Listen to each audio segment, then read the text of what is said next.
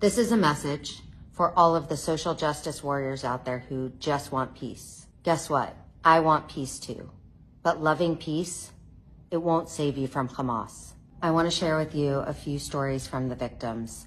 Something that people aren't really talking about right now is how the large majority of these victims of rape, murder, and kidnapping were peace activists themselves. These are the most open-minded, progressive group of people who love their Palestinian neighbors, and it didn't save them from Hamas.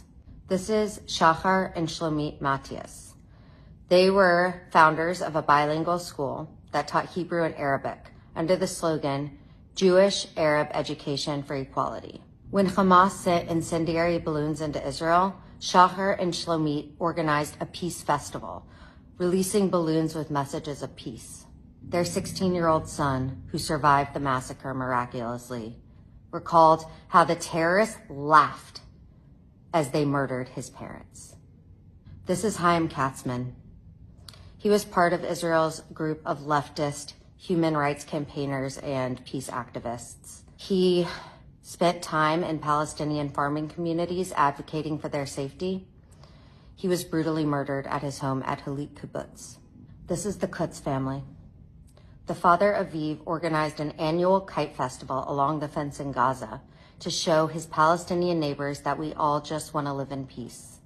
He was found embracing his wife and children, dead in their bed in Kfar Aza, butchered by Hamas. This is Oded and Yocheved. They spent years volunteering, driving Palestinian medical patients from Gaza to hospitals in Israel.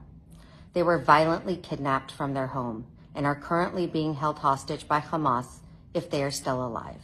And let's also mention the over 250 murdered at the Tribe of Nova Music Festival. This is a festival about peace, love, and freedom. These kids were the least violent human beings. And they were massacred, they were raped, and they were kidnapped. So here's the truth that many of you don't want to see. Hamas doesn't care how much you love peace. Hamas doesn't care how much you love Palestinians. Hamas doesn't care how much you disagree with Israel's government and Israel's army. Hamas only cares about one thing: killing Jews. We are in a war right now because Hamas brutally murdered, raped, and kidnapped these peace lovers. Nobody wanted this war. If you love peace as much as these poor victims, we have no choice but to eradicate Hamas. If you can think of a more peaceful way to do that than what we're doing now, I'd love to hear it. Shalom ve'achava, peace and love.